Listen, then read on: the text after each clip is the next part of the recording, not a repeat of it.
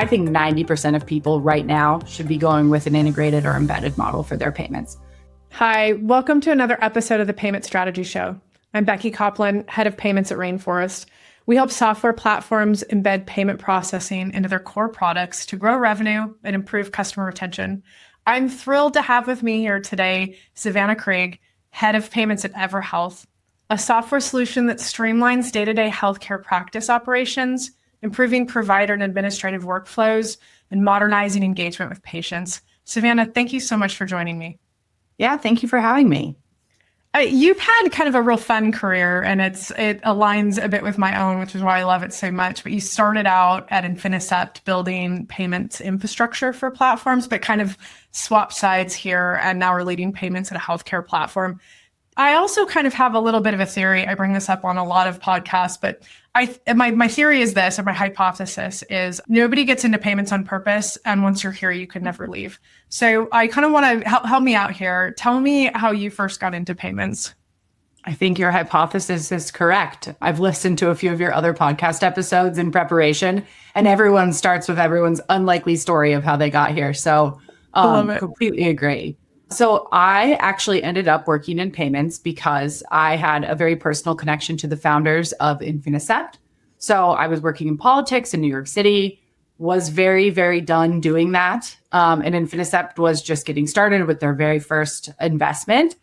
I joined as the chief of staff. I was kind of a jack of all trades at the time. And so I did a little bit of everything. And I was fortunate enough to be like the third employee. So I got to learn a ton from both Dina and Todd and really like grow with the company. So like you said, I couldn't leave. And I've been around ever since. And I really can't imagine a career that doesn't include some component of payments. Chief of Staff is my new favorite title. We refer to a lot of what I do here as the junk drawer, but Chief of Staff is, I might have to steal that. That's great. Yes, please do. That's fun. Since you've been able to see kind of so much of the world and obviously such a fantastic perspective from Infinicept and the founders there being so influential and kind of PayFac, creation in general. But how has your perspective changed right now that you are on the embedded payments or on the software platform side of the world? I joined payments at Infinicept. Infinicept obviously bet really big on PayFac, and we're really early to the game on that.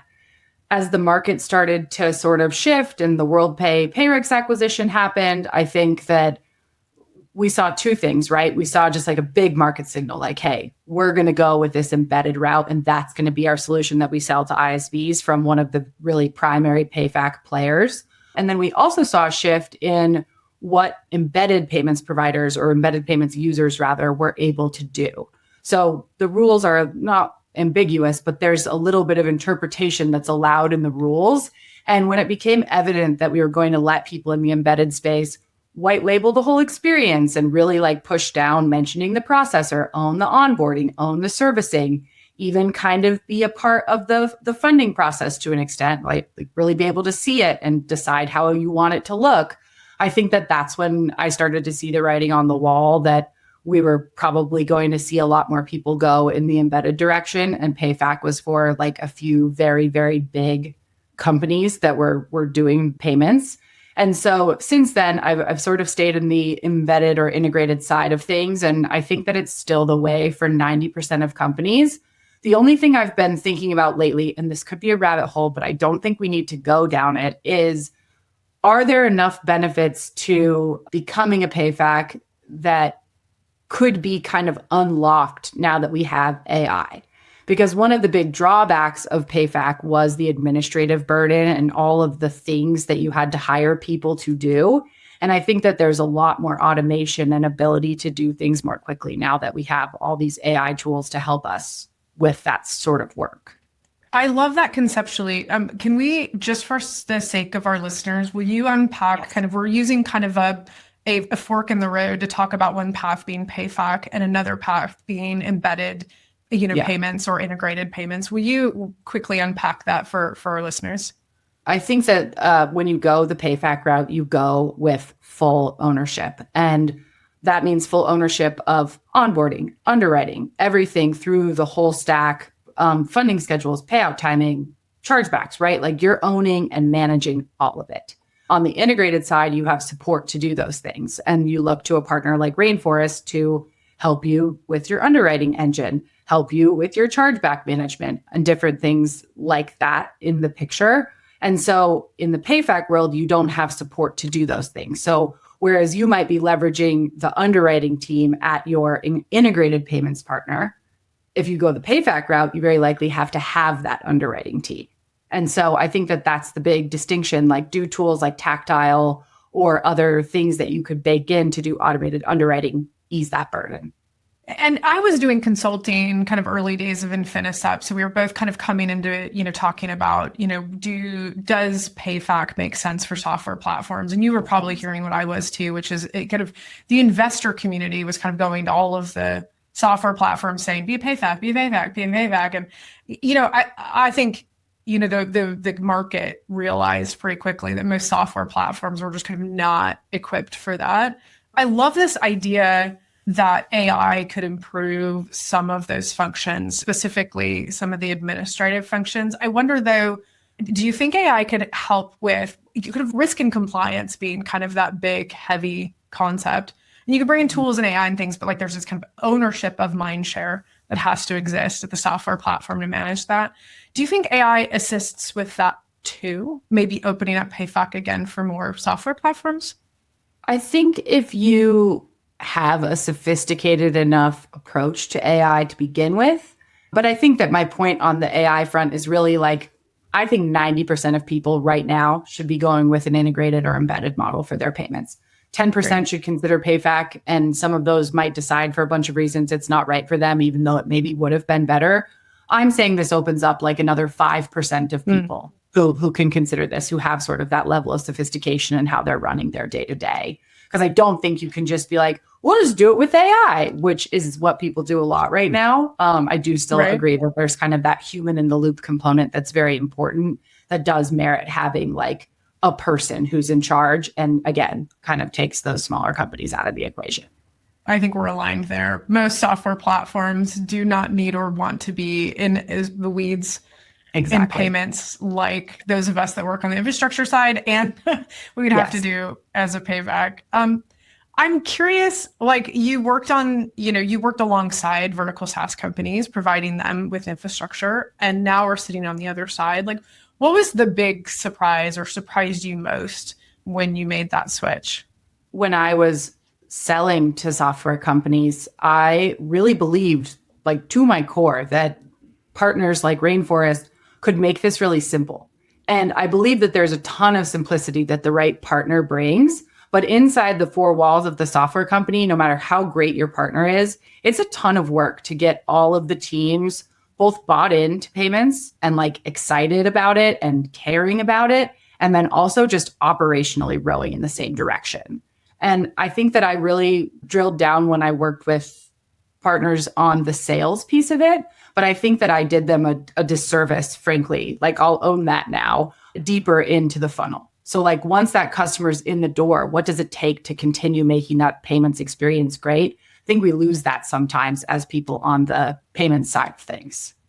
I agree. I think when hindsight's great, right? Like it's always fun to look back like at what I believed and how real that is now. But I think we still find that there was this kind of conception, and still continues to be true, that you can just kind of plug it in, like turn it on and leave it. Like payments is just, it sits in a corner somewhere and prints money.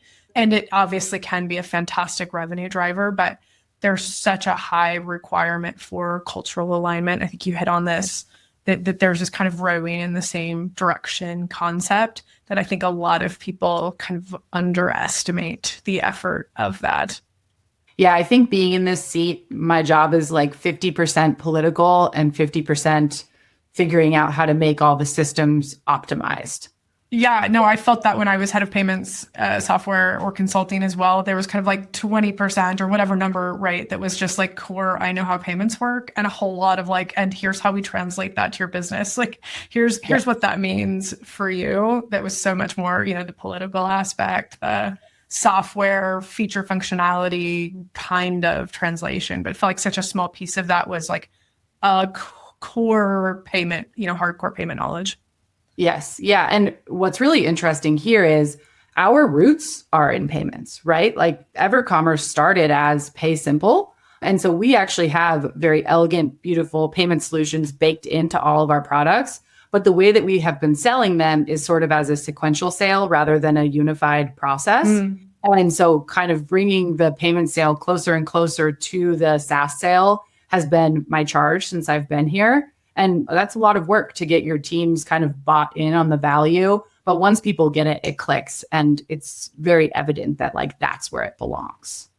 I could not agree more. Selling payments as a core integrated element of the software platform is so critical to getting buy-in at the time that they're already making buying decisions. I always try to position it to folks like this. Like, imagine if you sold like your reporting as a separate module 3 months later. Like they'd they say, wait, but you have to have reporting to make it work. And I'm like, exactly. That's how you sell payments. Like it's critical to making it work. Yes, I love that. And I think that I try to convey it to the teams as payments is a feature, right? It's like it's the same exact thing that you're saying, but just a different way to approach it. Like it's a feature of our product, and exactly, it puts a bow on the entire EHR experience because you have this customer from when they make their appointment all the way through the life cycle. Well, the end of the life cycle is either using our RCM product to do the insurance billing or using our payments product to handle the patient responsibility. And you bring up EHR, which is interesting because you've got all of the complexities of payments and all of the complexity to talk about with cultural alignment.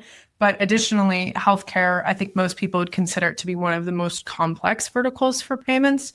What makes healthcare payments so different from other verticals? And for other folks that are either in healthcare adding payments or healthcare adjacent, like how do they get prepared for that? I think that one of the upsides of being in healthcare is actually, and putting in payments, is that we live in a heavily regulated environment. So none of these things are shocking to us, right? Like we manage HIPAA compliance all day. We care about it in our sleep. And so when you go to do PCI, there's like a ton of fundamental overlap in the information that is protected in those sort of two categories. We think about like user access controls, and making sure that the right people have access to the right information, which is sometimes a pain in the butt, but we do it.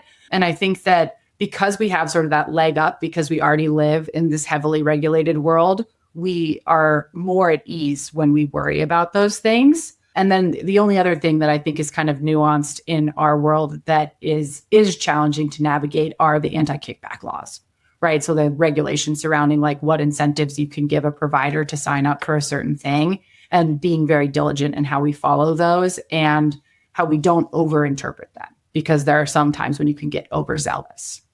We've done something similar to that in the government space, and it was really kind of an interesting landmine field of like, well, can I send them a gift certificate for signing up? Can I decrease their fees for signing up? Can I penalize them for not signing up? Like it was kind of this interesting, like a la carte of what gets me arrested and what doesn't.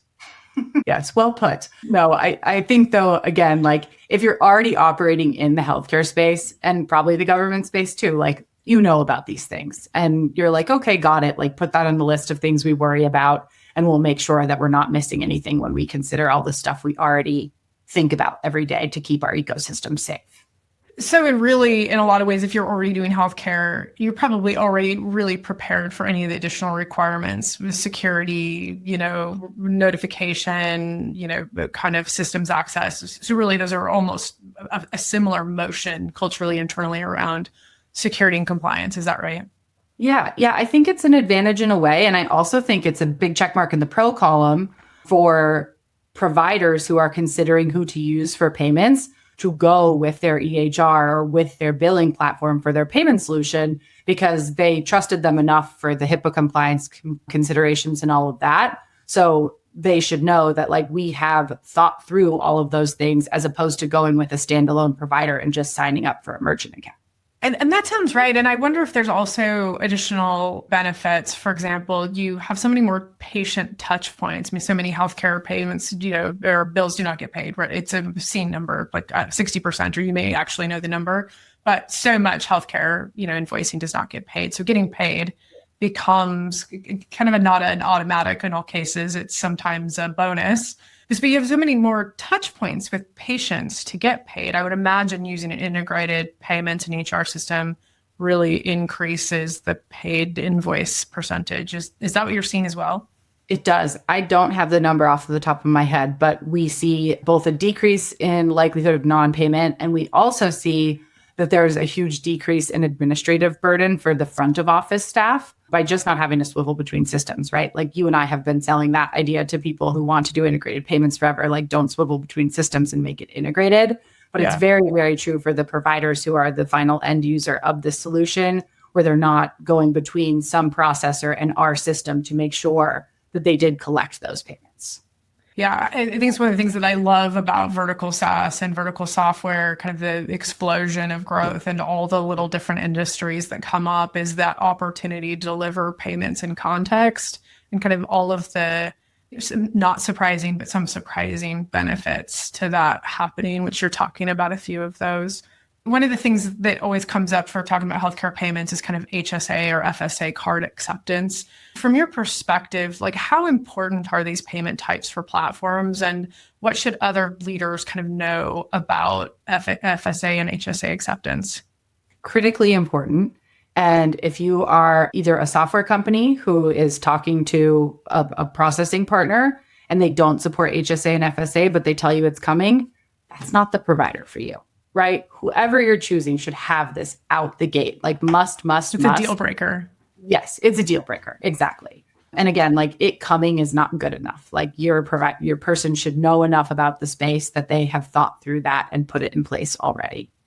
And I know we just released a podcast on this. It went into the weeds, but for folks that may not have listened to that, and just from your own perspective, what do folks need to know about accepting these types of payments? Like, what are some of the guardrails or benefits? Like, well, what should people know about them?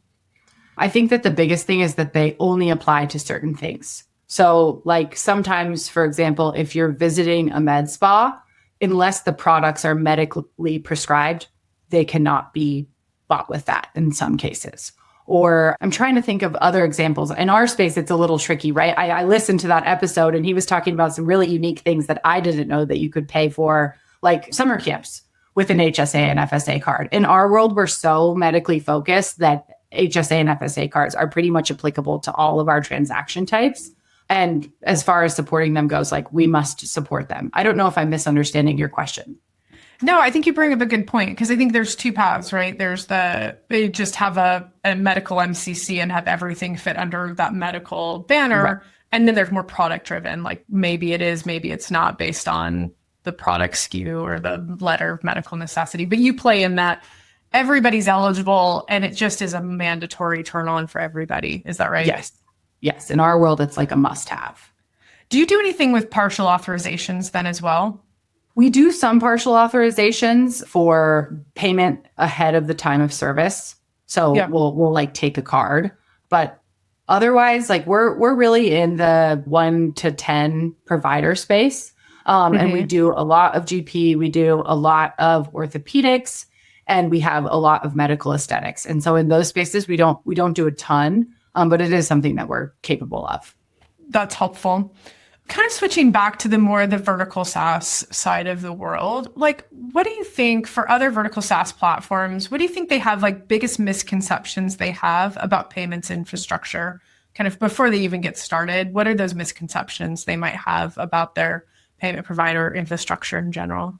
This is going to feel like sort of talking out of both sides of my mouth. I don't want to downplay the difficulty, but I think that if you pick the right partner, a lot of people worry about the level of effort, right? Like how long is this integration going to take? How much work do I have to do? And I think if you pick a partner that has modern APIs that are easy to integrate to, that have the right resources to support you going live, that really like eliminates that concern from a technical perspective. I think all the new entrants have an obligation to deliver like user-friendly APIs that people can integrate to quickly.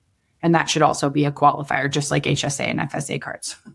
I've noticed that too. People seem to be really concerned about heavy implementation lift. And that seems to be a misconception. I wonder if that's holdover from kind of bad, or old tech. Like, I know back in the day, it was a 6-month cert process with, code freeze windows and whatnot to get integrated to a processor. But I think we're well past that for most modern providers.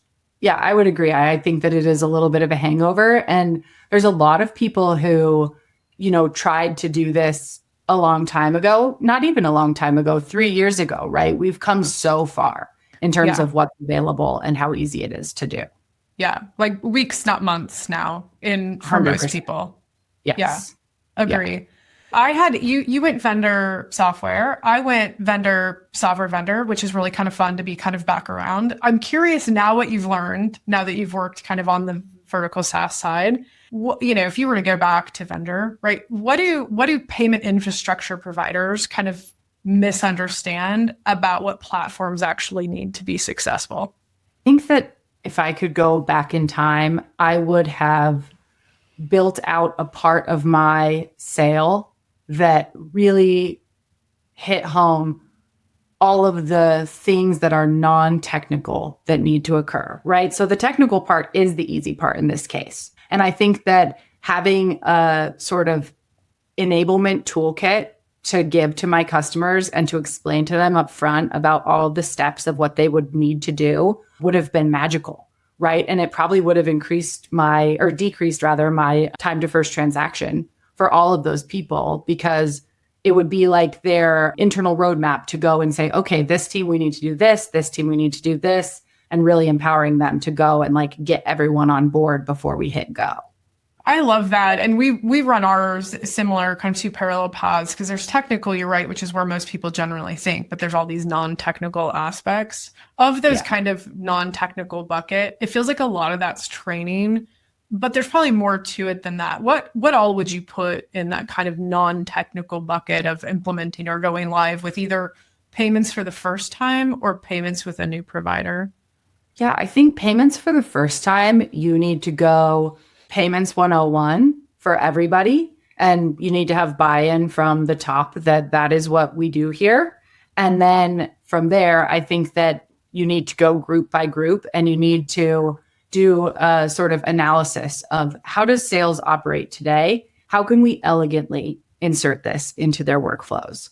How does the implementation team operate today? What steps do we need to add to their process to make this seamless? And then from a customer success perspective, right? Like, how do I empower this team to speak easily about things that will grow our wallet share and have those be like really, really crisp buckets? Because what I will say is, like, I did it, of course, right? Like, you are having those conversations, but I don't think that it was as thoughtful as I wish it was in hindsight. And I think that that's just a huge thing to consider.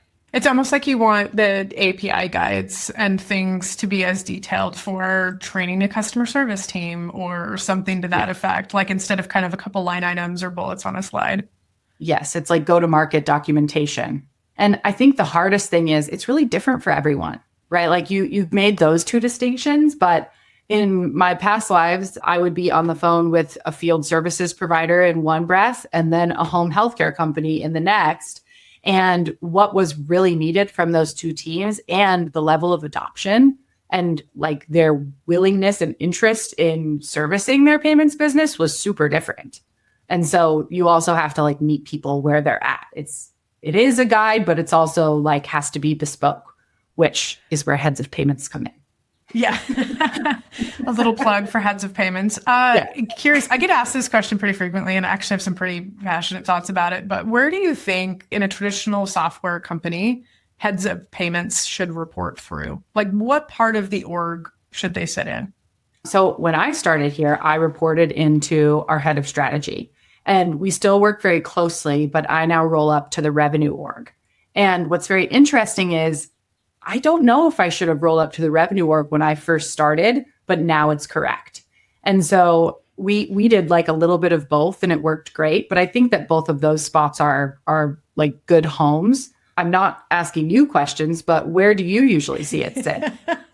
I really like, if you've got kind of a strategy org or a, strategic project kind of function, as long as there's an executive leader, I like that there. I like it under revenue for sure. I also like it under product. I think there's a lot of product overlap and it can be really valuable there, obviously, depending on how the org is structured. My favorite is I think a head of payments should sit on the senior leadership team and should be at the table. But the only place I'm super passionate about it not belonging is the finance team. It should never sit under finance. Like, it is a place to die. There's not enough exposure to the cross-functional nature that you need to do with go-to-market motions and product. Like, payments is in a software platform, so cross-functional. And I think you just get kind of squirreled away and just get asked about basis points when you're a finance team. So, which I have done, by the way. I've reported to a CFO as a head of payments, and it was not a great fit, which is part of why I have big, passionate thoughts about this. That is interesting. I think that if you water payments down to basis points and take rate, then you're probably not managing your payments program in a way that like you really, really care about it, because it's so much more than that. And one other kind of like thing on this I'll say is I think that the best version of a head of payments is sitting in strategy or rev. And I have a fabulous partner on the product team. So we like get to work hand in hand and like work through things. And our product team is very strategic and they're thinking through like how everything goes together. And so I feel very lucky that like I get to kind of have it both ways, right? No, it sounds like you got a perfect setup. Yeah, you need to be best friends with product if you don't sit over there. Like, product is how we get things done. Like, yes to everything else, but product is an important channel there. Yes. On the sales side, this is another one I get asked fairly frequently, but on the sales side, sales incentive plans for payments. Thoughts about kind of everything from spiffs to competitions to rev share to mandatory quotas, because it's just part of your job. Like, I've seen kind of everything across the board. What are your thoughts, both from where you're at, but just you've got so much experience. What's effective? I think that in the SaaS world, we're all very hesitant to comp the SaaS teams like a conventional payment seller at an old school processor would get comped, right? Just on the payments revenue. What's effective? I think this depends so much on the place and like how much payments has been embraced. We are operating on like a per deal payout right now, but it's a very generous per deal payout and it's non-quoted. And so our talk track is like, you can basically double your income if you sell these payments deals. It's working. Is there something better? Like, I think it really depends on how your comp plans look already. Again, going back to like making this a part of how you operate today and not treating it separately. I agree. I was thinking back through your, it depends on the market, to your, if you've got technical implementation and all of the non-technical items. I was thinking back to that side of things. And this is one of those areas that is, I think, highly tailored to the platform and how they treat payments and how they pay sales reps. But we get asked this question, maybe with every deal, is how do you comp salespeople? So it's always interesting to see what other people think. Switching back to thinking about EverHealth and kind of your own thoughts about payment infrastructure, like when you're evaluating partners for you now, what's besides HSA, FSA, which we've already decided is a must-have deal breaker, what criteria matters to you most that maybe you hadn't prioritized earlier, or would not have before you sat in this role? Having a high quality partner team is very important. I think that this is like silly to say, but a fully featured solution, like I'm really would be hesitant now to go with someone who had a laundry list of things that were coming. And I know like in my past lives, I've sold payments and people have kind of like bet on us. And a lot of times those have been good bets, right? Like they've had successful payments businesses and it's been great. But for myself, I'm learning that there are so many things to worry about. You want everything to be like, how do I do this? Not when can I have this? And in our setup today, there are a few like, when can I have this items? And they're not the end of the world, but it's noticeable because you're worrying about so much. You're like, man, can I just like get to doing this please soon? So I think that is like the biggest thing I would kind of think through. Well, and it seems like even with that, you don't want a long list of coming soon. At the same time, you do want some things on that coming soon because you want a partner that's developing new solutions. So it's kind of like you don't want any of your core requirements to be coming soon. But I still always get really excited about what's on the coming soon list because it tells you where their brain's at, and it convinces you there's always going to be more, right? There's always going to be strategic. So there's kind of a, I don't know, like maybe two lists, like don't let any of your must-haves be on the coming to list. And the other thing I'm thinking about, I haven't had to pick a payments provider in a long time. So this is a good question. I think that the other thing that comes to mind is just data ownership and like making sure that no matter what, you own your merchant's information and you can walk away with it if you need to do that. And even not walk away with it, right? Like what else can you do with it? Like if you want to go and add an embedded finance product from someone else instead of your provider, are you allowed to use that information to do that? Can you share the underwriting data so that they can be pre-approved for a loan, right? Thinking through that sort of info sharing. I could not agree more. I think it's one of the awful things still left in the industry, even though it's adapted and changed so much, with regard to technology and, even the contracts are a lot more friendly. You used to have those crazy, non-solicit, early termination fee kind of, contracts, and a lot of those don't exist in the same way. But the idea that it's not standard to own your data still feels wild to me that exists. Like I don't know, you can own your card data, you can own your payment data, you can own all of these things, but for some reason, my merchant's DDA data is locked down tight. It's crazy.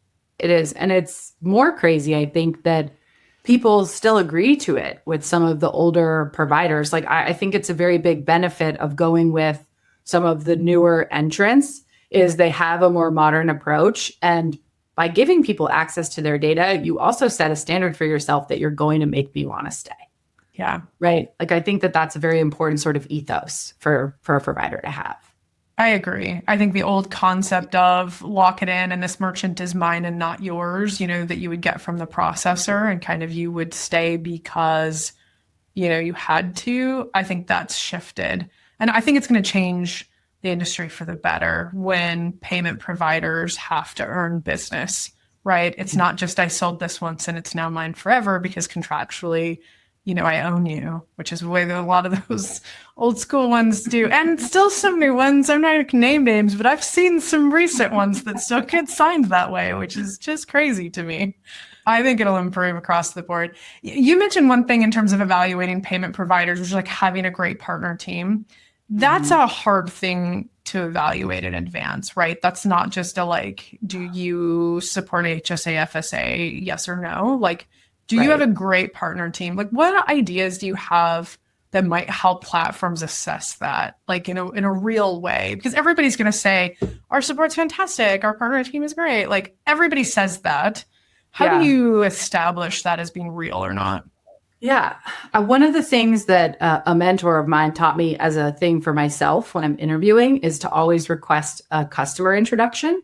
I think that getting the opportunity to talk to a payments customer reference, especially if you're moving a sizable payments business, right? If we're looking at $250 million plus of TPV, you should ask to talk to someone who uses them today, and they should say yes to that. I think that asking to meet someone who will be your person within the org is really valuable. And I think people are happy to say yes to that. And those people connections, right? It feels a little maybe uncomfy to ask for because you haven't signed anything yet. But I feel like people who can show up and do those things are more than happy to be yes, please meet our customer success team. We would love it.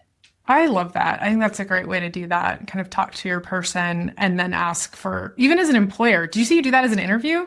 When you're interviewing somewhere, you ask to talk to a customer? I had never done it before, but one of my old bosses was yes, you should. They should say yes. And I was okay, she's right. I should. And so now I do. And it's very useful, right? It gives you so much information because the customer will be pretty candid. Right. Yeah. No, what a fantastic idea. So thinking to our audience who are kind of vertical SaaS operators and they're kind of launching payments or thinking about kind of the next generation of payments for their business, what are 2 to 3 critical things they should focus on that really is going to result in a successful payments launch or relaunch for them? I'm hesitant to say this because I always say if you win on price, eventually you're going to lose on price. But I think pricing your solution well out the gate and not trying to optimize for take rate or not necessarily trying to optimize for take rate is key, right? Price in a way that brings people in the door, that feels fair, and you can find ways to monetize that very sticky customer later. I think broken record, but thinking through your whole enablement process and not stopping at sales, right? Keep going, is very, very important.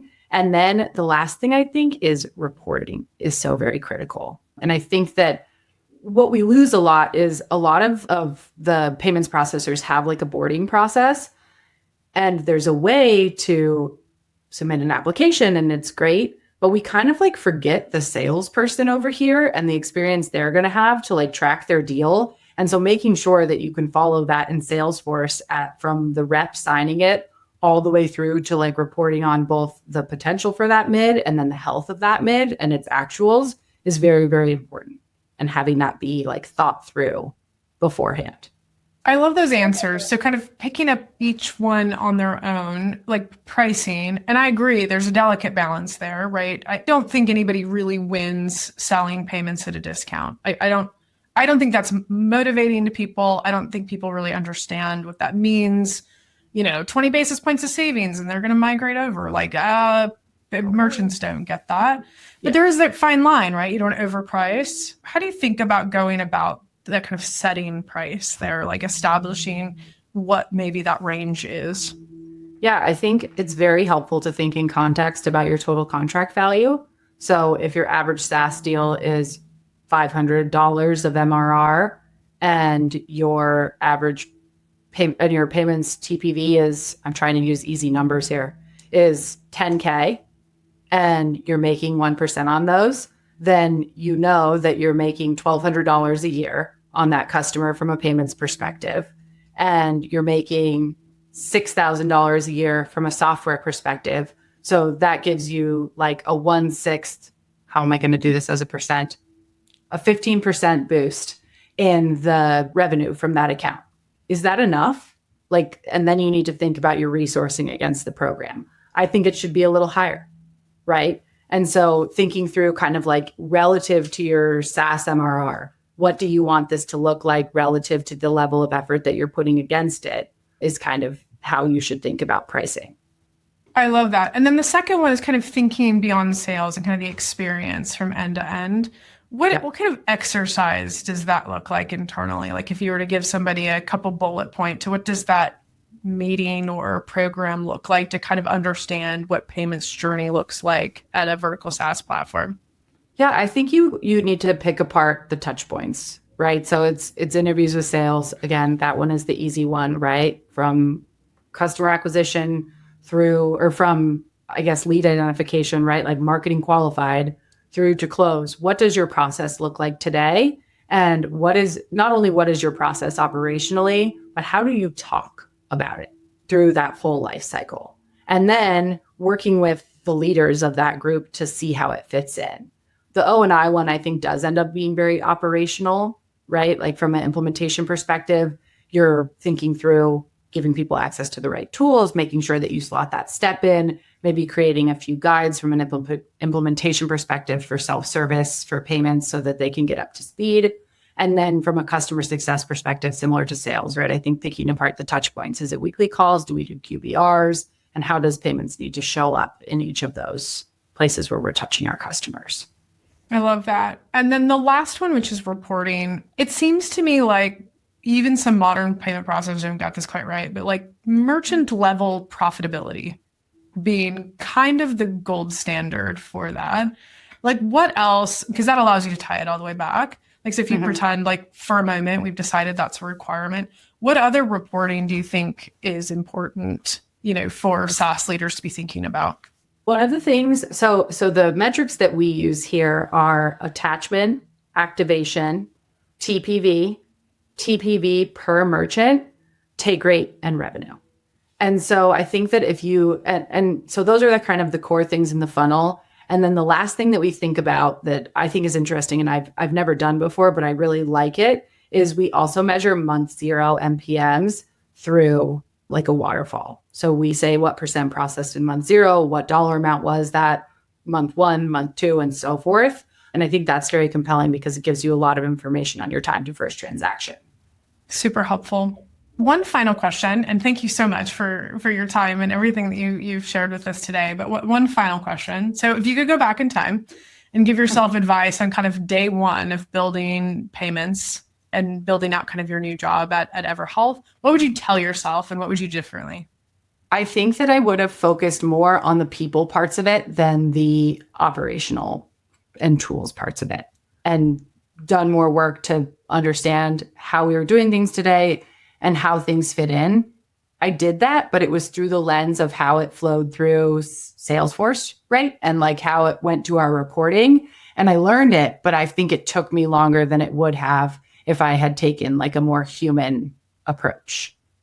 I love how that ties back to kind of our comments about how important cultural alignment is to launching payments. It's kind of like people, internal stakeholders become kind of the core to successful payments. Yeah, right. I think getting all the teams rowing in the same direction is the most important thing, and making sure that everyone in their own kind of corner of the world's language understands why it matters to them and their group. I love it. Well, again, thank you so much, Savannah, for being with us here today. It's been fantastic having you. Yeah, thank you.